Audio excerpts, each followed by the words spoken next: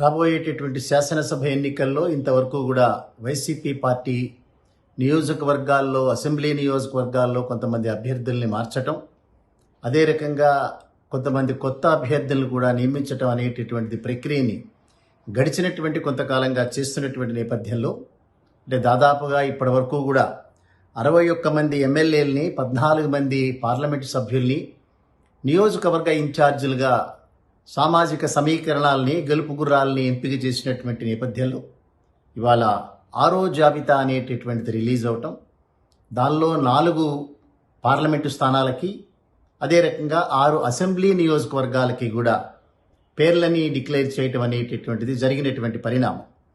So Jaganmohan Reddy గారు చాలా కాలం నుంచి కూడా ప్రజలతో మమేకమయ్యేటటువంటి వ్యక్తుల్ని మాత్రమే నియోజకవర్గాల్లో ఇన్ఛార్జీలుగాను, తర్వాత ఎమ్మెల్యేలుగాను ఉండాలి. ప్రజలతో మమేకం కాకుండా ప్రభుత్వాలు తీసుకున్నటువంటి అనేక రకాలైనటువంటి సంక్షేమ కార్యక్రమాలు ప్రజలకు చేరవేయడంలో సఫలీకృతం కానటువంటి ఎమ్మెల్యేలకి అవకాశం ఇవ్వకపోవటం, ఎంపీలకు అవకాశం ఇవ్వకపోవటం అనేటటువంటిది గడిచినటువంటి 2-3 నెలల కాలంలో మనం చూస్తున్నటువంటి ప్రక్రియ. గడిచినటువంటి కాలంలో వారు అనేక సందర్భాల్లో ఎమ్మెల్యేలకు, ఎంపీలకి కూడా చాలా డైరెక్ట్గానే వారు కమ్యూనికేట్ చేశారు.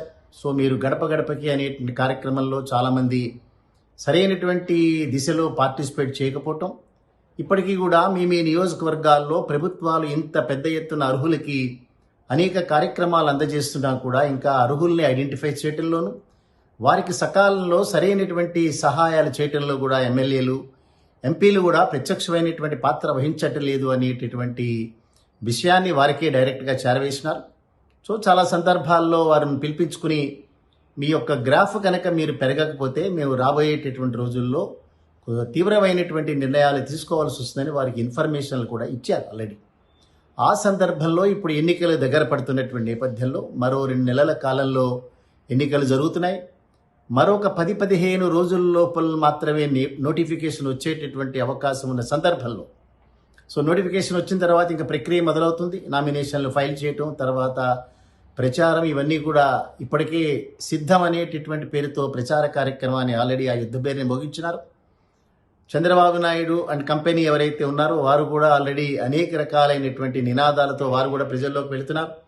బట్ ఇంతవరకు కూడా భారతీయ జనతా పార్టీ వారితో ఉంటుందో లేదో తెలియనటువంటి నేపథ్యంలో వారి యొక్క అభ్యర్థుల యొక్క ఎంపిక ప్రక్రియ అదే రకంగా నిలిచిపోయినందువల్ల ఒక పక్కన వైసీపీ శరవేగంతో దాదాపుగా 70-72 మంది వర్గాలలో అభ్యర్థులను మార్పు చేసిన నేపథ్యంలో ఇంతవరకు కూడా తెలుగుదేశం పార్టీ ఎన్ని స్థానాలలో కంటెస్ట్ చేయబోతున్నారు, వారితో కలిసి వచ్చేటటువంటి పవన్ కళ్యాణ్కి ఎన్ని సీట్లు ఇవ్వబోతున్నారు, పవన్ కళ్యాణ్ నిజంగా చెప్పినట్లుగానే వారితో ప్రయాణం చేస్తున్నారా, లేదా ఆఖరి నిమిషంలో భారతీయ జనతా పార్టీ చేసేటటువంటి ఆ జిమ్మిక్ ప్రక్రియలో మళ్ళీ విడ్రా అవుతారా, లేదా భారతీయ జనతా పార్టీ కూడా తెలుగుదేశం జనసేనతో కలిసి వెళ్తుందా, ఇవన్నీ కూడా ప్రశ్నార్థకమైనటువంటి విషయాలుగా మిగిలిపోయినటువంటి సందర్భంలో ఇవాళ జగన్మోహన్ రెడ్డి గారు 6వ లిస్టు డిక్లేర్ చేయడం అనేటటువంటిది వారి యొక్క వేగాన్ని మనం గుర్తించాల్సి వస్తుంది. సో వారి ప్రకారం కనుక మనం చూస్తే రాజమండ్రి పార్లమెంటు మెంబర్గా డాక్టర్ గూడూరి శ్రీనివాస్ అనేటటువంటి వ్యక్తిని వారు డిక్లేర్ చేసినారు. అదే రకంగా గుంటూరు పార్లమెంటు సభ్యులుగా ఉమారెడ్డి వెంకటరమణ అనేటటువంటి వారిని డిక్లేర్ చేసినారు. సో దాంతోపాటుగా నరసాపురం ఇక్కడ నుంచి గెలిచినటువంటి రఘురామకృష్ణరాజు వైసీపీ పార్టీలోనే ఉంటూ వైసీపీని విమర్శిస్తూ తెలుగుదేశం పార్టీ తరఫున మాట్లాడుతూ వారికి సంబంధించినటువంటి ఛానల్లో అనేక రకాలుగా నియోజకవర్గాలలో తనని ఎన్నుకున్నటువంటి ప్రజలకు ఏ రకమైనటువంటి రాజకీయ కార్యక్రమాలు చేయకుండా, వారికి సహాయ కార్యక్రమాలు చేయకుండా కేవలం ఢిల్లీ వీధుల్లోనూ హైదరాబాద్ వీధుల్లోనూ కూర్చుని టైంపాస్ చేసినటువంటి ఇంతవరకు వారికి బహుశా పొద్దున వారు కంటెస్ట్ చేయొచ్చు, లేదా వారికి టికెట్ దొరకకపోవచ్చు. సో అటువంటి ఆ నరసాపురం కాన్స్టిట్యున్సీలో గూడూరి ఉమాబాల అనేటటువంటి ఒక అడ్వకేట్ని వైసీపీ పార్టీ అభ్యర్థిగా వారు నిర్ణయం చేసినారు. దాని చిత్తూరు నియోజకవర్గం నుంచి ప్రస్తుతం ఉన్నటువంటి పార్లమెంట్ సభ్యులు ఎవరైతే ఎన్ రెడ్డప్ప గారు ఉన్నారో వారిని అంతకుముందు జీడి నెల్లూరుకి అసెంబ్లీ నియోజకవర్గానికి ఇన్ఛార్జిగా పంపించే ప్రయత్నం చేసినారు. తర్వాత అక్కడి నుంచి ఉన్న ఆల్రెడీ ఉప ముఖ్యమంత్రిగా ఉన్న నారాయణ స్వామి గారు, రెడ్డప్ప గారు కలిసి నివేదించినటువంటి నేపథ్యంలో తిరిగి రెడ్డప్ప గారినే చిత్తూరు పార్లమెంటు సభ్యులుగా నిర్ణయం చేయడం జరిగింది. ఇక ఎమ్మెల్యే స్థానాలకు వస్తే మొట్టమొదటిగా మైలవరం కాన్స్టిట్యున్సీ, ఇక్కడ వసంత కృష్ణప్రసాద్ చాలా కాలం నుంచి కినుక వహించి అనేక సందర్భాల్లో నేను మళ్ళీ తిరిగి పోటీ చేయలేకపోవచ్చని కమ్యూనికేట్ చేసిన సందర్భంలో వైసీపీ నాయకత్వం చాలా తీవ్రంగా ప్రయత్నించిన తర్వాత కూడా సరైనటువంటి అవగాహన లేని నేపథ్యంలో ఇవాళ మైలవరం నుంచి సర్నాల తిరుపతిరావు యాదవ్ ఒక వెనుకబడిన వర్గాలకు సంబంధించినటువంటి ఒక నాయకుడిని, వారు జడ్పీటీసీ సభ్యుడిగా ఉన్నారు ప్రస్తుతం అక్కడ. సో వారిని అసెంబ్లీ నియోజకవర్గానికి, అంటే మైలవరం అసెంబ్లీ నియోజకవర్గం నుంచి ఎమ్మెల్యేగా నిర్ణయం చేశారు. బహుశా ఈ నియోజకవర్గం నుంచి తెలుగుదేశం పార్టీ తరఫున మాజీ మంత్రి ఉమామహేశ్వరరావు, దేవినేని ఉమామహేశ్వరరావు ఉండడానికి అవకాశాలు ఉన్నాయి. ఇంకొద్ది మంది తీవ్రంగా పోటీ పడుతున్నారు. చివరికి ఎవరికి సీట్ వచ్చినా కూడా వైసీపీ నుంచి మైలవరం కాన్స్టిట్యున్సీ నుంచి సర్నాల తిరుపతిరావు యాదవ్ అని డిక్లేర్ చేసినారు. ఇక మార్కాపురం నుంచి అన్నా రాంబాబు, ప్రస్తుతం వారు గిద్దలూరు కాన్స్టిట్యున్సీ నుంచి ఎమ్మెల్యేగా ఉన్నారు. మార్కాపురం నుంచి ప్రస్తుతం నాగార్జున రెడ్డి గారు ఎమ్మెల్యే ఉన్నారు. ఈ ఇద్దరిని కూడా స్వైప్ చేసిన సందర్భంలో మార్కాపురం నుంచి అన్నా రాంబాబు గారు, గిద్దలూరు నుంచి కె నాగార్జున రెడ్డి గారు ఇద్దరిని కూడా డిక్లేర్ చేయడం జరిగింది.